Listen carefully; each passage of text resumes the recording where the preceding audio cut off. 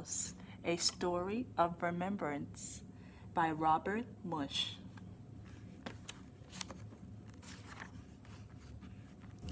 In the middle of the night, Sarah woke up, put a flower in her hair, and went into her mother and father's bedroom. She sat on her father's side of the bed for a long time. Finally, he woke up and said, "Sarah, what's going on? It's the middle of the night." "Well," said Sarah, "you always told me how Grandpa used to take you out to the lighthouse in the middle of the night. And this is the middle of the night, and tonight is the night to take me."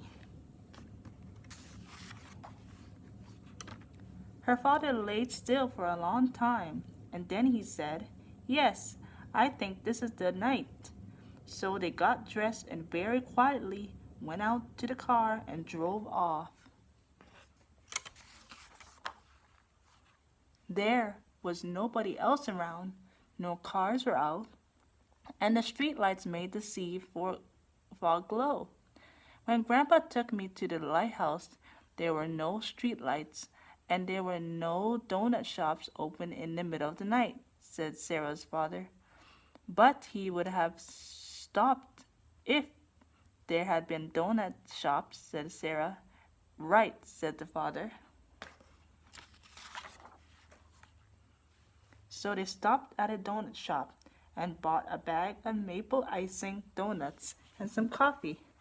They were the only customers there. "When I was little, Grandpa used to give me coffee, and it always tasted terrible," said Sarah's dad. So they both drank some coffee for Grandpa. Dad's coffee tasted good, and Sarah's coffee tasted terrible. Then they drove out of town till they came to the road that led to the lighthouse.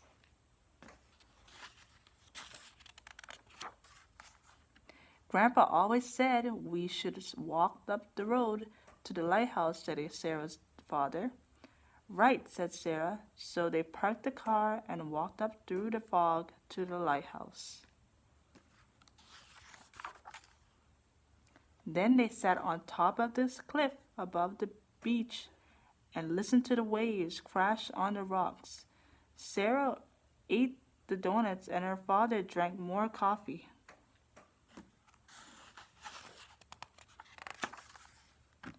"All the times Grandpa took me with him," said Sarah's father, "we never once went up to the top of the lighthouse. The door was always locked. We tried to open it, but it was always locked." "I'm going to try the door," said Sarah. So she walked over and tried the knob, and the door opened. Sarah and her dad stood looking at the doorway. "What now?" said Sarah. "Grandpa would have gone up," said Sarah's dad. "So let's go up," said Sarah. They walked up the winding stairway, round and round and round and round, until finally they stood in front of the light.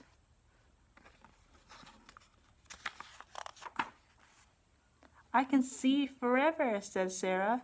"Can Grandpa see me?" "I don't know," said her father. "Can Grandpa hear me?" said Sarah, and she yelled really loud, "Grandpa!" They waited a long time. "He's not going to answer," said her father. They stood for a long time and listened to the foghorn and looked at the mist and the ocean. Then Sarah took the flower from her hair, the flower she had saved from her grandfather's funeral, and threw it away out over the ocean.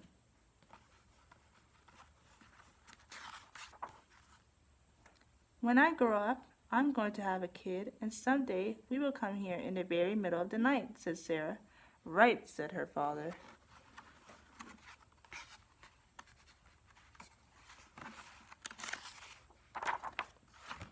And then, covered with dew from the fog and smelling like seaweed, they went home to bed.